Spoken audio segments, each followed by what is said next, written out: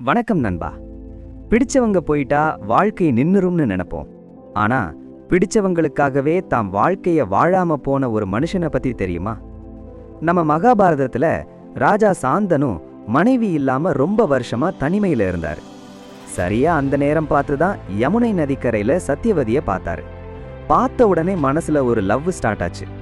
ஆனா அந்த பொண்ணோட அப்பா, என் பேரப்பையன் தான் ராஜா ஆகணும், உங்க மூத்த மகன் தேவவிரதன் ஆகக்கூடாதுன்னு ஒரு செக் வச்சாரு.